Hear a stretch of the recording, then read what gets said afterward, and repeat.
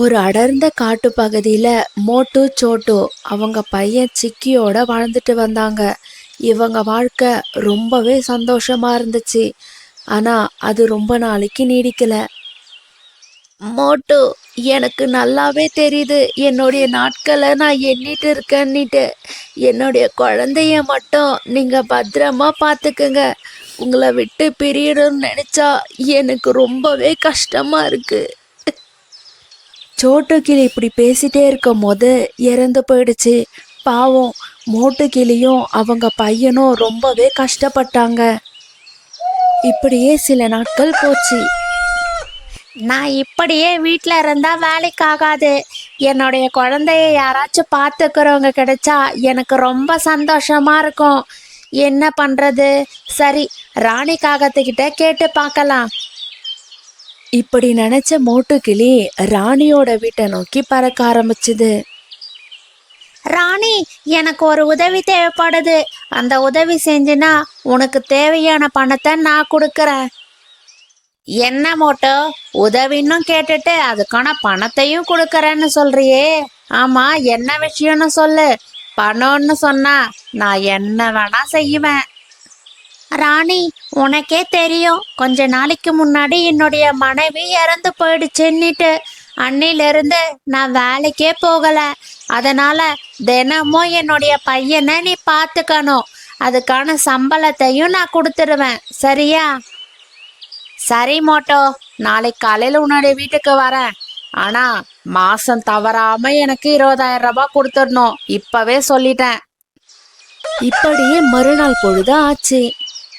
சரி ராணி, எனக்கு வேலைக்கு நேரம் ஆயிடுச்சு. என்னுடைய குழந்தைய பத்திரமா பார்த்துக்க. இங்க பாரு, அவனுக்கு தேவையான ஸ்நாக்ஸ் எல்லாம் இங்க வாங்கி வச்சிருக்கேன். அவனுக்கு மறக்காம கொடுத்துடு. இப்படி பேசின மோட்டு கிளி வேலைக்கு பறந்து போச்சு. ஆனா ராணிக்காகவும் மோட்டுவோட குழந்தைய சரியா கவனிக்கிறதில்ல. அது மட்டும் இல்ல, வீட்டுக்கு போகும்போது தன்னுடைய பையில அந்த ஸ்நாக்ஸ் எல்லாமே எடுத்துட்டு வீட்டுக்கு போயிட்டு இருந்துச்சு. இப்படியே சில நாட்கள் போச்சு. ஒரு நாள் மோட்டு கிளி வேலைக்கு போகாம வீட்டு பக்கத்துல இருந்த ஒரு மரத்து மேல உட்கார்ந்துட்டு இருந்தது. அந்த சமயத்துல ராணிக்காகவும் தன்னுடைய வீட்டுக்கு பறந்து போயிட்டு இருந்துச்சு. ராணி, என்னுடைய பையன் தினமும் நான் வீட்டுக்கு வரும்போதெல்லாம் பசி எடுக்குதுன்னு சொல்றான். அவனுக்காக நான் எவ்வளோ ஸ்நாக்ஸ் உன்கிட்ட கொடுத்துட்டு போயிருக்கேன். நீ அதெல்லாம் அவனுக்கு கொடுக்கறது இல்லையா? என்ன மோட்டோ, என்னையே நீ கேள்வி கேட்குற?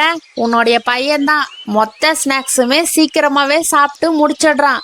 நீ கேட்கறத பார்த்தா என்னமோ என்னுடைய பையில வச்சுக்கிட்டு நான் வீட்டுக்கு போற மாதிரி இல்லை நீ பேசுற. ராணிக்காக இப்படி சொன்னதோ மோட்டு கிளி ராணியோட பேகை வாங்கி திறந்து பார்த்துச்சு. என்ன ராணி, எல்லா ஸ்நாக்ஸையும் என் பையனுக்கு கொடுத்துடுவேன்னு சொன்ன, இது என்னது? அது அது எனக்கு ரொம்ப பசி எடுத்துச்சுன்னு சும்மா 4 எடுத்து என் பேக்ல வச்சேன். என்ன, அதுவே பெரிய குற்றம்ன்ற மாதிரி நீ பேசுற? இந்த வேலையே எனக்கு தேவையில்ல. நீ யார வேணா வச்சு உன் பையனை பார்த்துக்க, நான் கிளம்புறேன். ராணிக்காகவும் மோட்டு கிளிக்கு தான் பண்ண தப்பு எல்லாம் தெரிஞ்சதால அந்த இடத்த விட்டு வேகமா பறந்து போயிடுச்சு. இந்த ராணிக்காக இருக்கே ரொம்ப மோசமானது. ஒரு சின்ன குழந்தைன்னு கூட பார்க்காம அதுக்கு வச்சிருந்த சாப்பாட்டை எல்லாம் இது சாப்பிட்றது. நான் யாரை நம்பி என்னுடைய குழந்தை விடுவேன்னே எனக்கு தெரியல. மோட்டு கிளி தான் பையனை நினைச்சு ரொம்பவே வருத்தப்பட்டுட்டு இருந்துச்சு.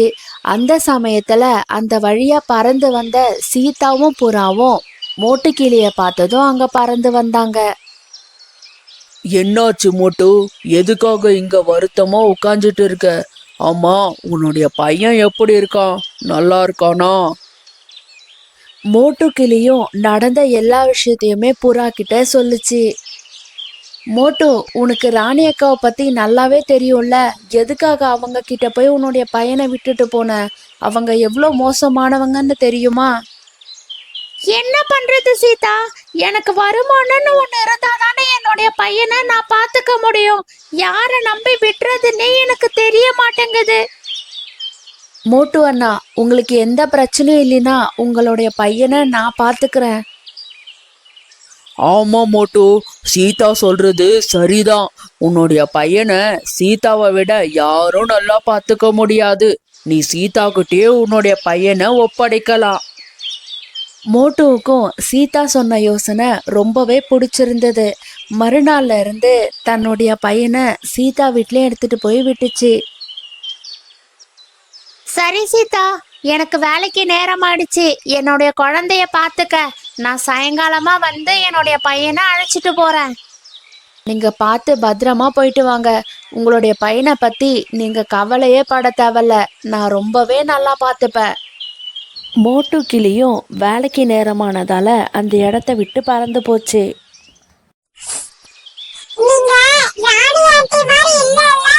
அவங்க அப்பா வாங்கி தர எல்லா ஸ்நாக்ஸுமே எனக்கு தராம அவங்களே சாப்பிடுவாங்க. இல்லடா தங்கம், நான் அப்படி இல்லை. உனக்கு என்ன சாப்பிடணும்னு தோணுதோ ஆன்ட்டி கிட்ட நீ தாராளமா கேட்கலாம். உனக்கு பிடிச்சத நான் செஞ்சு தரேன், சரியா? ஆண்டி, எங்க அம்மா எனக்கு ரொம்ப பிடிச்ச தக்காளி சாதம் செஞ்சு தருவாங்க. எனக்கு நீங்க செஞ்சு தரீங்களா? எனக்கு ரொம்ப பிடிக்கும். அந்த குழந்தை இப்படி கேட்டதும் சீதாவுக்கு மனசே தாங்கல. அவன் கேட்ட மாதிரி அவனுக்கு பிடிச்ச தக்காளி சாதம் செஞ்சு கொடுத்தது. ஆண்டி, இந்த தக்காளி சாதம் எங்க அம்மா செய்யற மாதிரியே இருக்கு. ரொம்ப சூப்பரா இருக்கு. ரொம்ப தேங்க்ஸ் ஆண்டி. தினமும் நீங்க என் கூடவே இருங்க. நீங்க என் கூட இருந்தா எனக்கு ரொம்ப சந்தோஷமா இருக்கு. சரிடா தங்கம், ஆன்ட்டி உன்னை விட்டு எங்கேயும் போக மாட்டேன். எப்பவுமே உன் கூட தான் இருப்பேன். சரி வா, நம்ம நதிக்கரை கிட்ட போலாம். சீதா நதிக்கரைன்னு சொன்னதும் அந்த குழந்தைக்கு ரொம்பவே சந்தோஷமாயிடுச்சு. சீதாவும் அந்த குழந்தையும் நதிக்கரை நோக்கி பறந்து போனாங்க. இப்படி வந்த இவங்க 2 பேரும் அந்த நதிக்கரையில ரொம்ப சந்தோஷமா விளையாடிட்டு இருந்தாங்க. இப்படி விளையாடிட்டு இருந்ததால நேரம் போனதே இவங்களுக்கு தெரியல. சிக்கி, நம்ம வந்து ரொம்ப நேரம் ஆயிடுச்சு. வா, வீட்டுக்கு போலாம். அப்பா உனக்காக காத்துட்டு இருப்பாரு. அது மட்டும் இல்ல, இங்க பாரு எப்படி வானம் இருட்டாக தொடங்குதுன்னுட்டு. சீதா மோட்டுவோட பையனை அவங்க வீட்டுல விடுறதுக்காக மோட்டுவோட வீட்டுக்கு பறந்து போச்சு. அப்பா அப்பா, உங்களுக்கு ஒரு விஷயம் தெரியுமா? சீதா ஆண்டி எனக்காக தக்காளி சாதத்தை செஞ்சு கொடுத்தாங்க. அது எப்படி இருந்துச்சு தெரியுமாப்பா? அம்மா செஞ்சது மாதிரியே இருந்துச்சு. அது மட்டும் இல்ல, என்ன நதிக்கரைக்கிட்டே கூட்டிட்டு போனாங்க. மோட்டுவுக்கு இப்படி சிக்கி சந்தோஷமா இருக்கிறத பார்த்ததும் ரொம்பவே சந்தோஷமாயிடுச்சு. சீதா, என்னுடைய மனைவி இறந்து போனதுல இருந்து சிக்கி இவ்வளோ சந்தோஷமா இருந்து நான் பார்த்ததே இல்லை. உனக்கு ரொம்ப நன்றி சீதா. மோட்டு, நீ எதுக்காகவோ நன்றி சொல்லணும்ட்டு அவசியம் கிடையாது. எனக்கு சிக்கிய ரொம்பவே பிடிச்சிருக்கு. அவன் சமத்து பையன். அப்பா, இவங்க ராணி ஆண்டி மாதிரி இல்ல. எனக்கு இவங்க அம்மா மாதிரியே இருக்கிறாங்கப்பா. அம்மா செய்யற மாதிரி சாப்பாடு செய்றாங்க. என்ன ரொம்ப சந்தோஷமா பாத்துக்கிறாங்க. இவங்க நம்ம கூடவே இருக்கட்டும்பா. இங்க பாரு சிக்கி, சீதா ஆண்டி உன்னை கொஞ்ச நாளைக்கு தான் பார்த்துப்பாங்க. அவங்களுக்கு கல்யாணம் ஆயிடுச்சுன்னா உன்னை பார்த்துக்க முடியாது. அவங்க தூரமா போயிடுவாங்க. அப்பா, அவங்க ஏன் வேற ஒருத்தரை கல்யாணம் பண்ணிக்கணும்? அவங்க உன்னையே கல்யாணம் பண்ணிக்கணும்ல. அப்ப நீ, சீதா ஆண்டி, நானு அப்ப ரொம்ப சந்தோஷமா இருக்கும்பா. சிக்கி இப்படி சொன்னதும் சீதாவுக்கு ரொம்பவே வெக்கம் வந்ததால இந்த பக்கமா திரும்பிடுச்சு. அதை பார்த்த மோட்டு கிளிக்கும் சீதாவை ரொம்பவே பிடிச்சது. அன்னிலிருந்து மோட்டு கிளி, சீதா, அவங்க பையன் சிக்கி ரொம்பவே சந்தோஷமா வாழ ஆரம்பிச்சாங்க.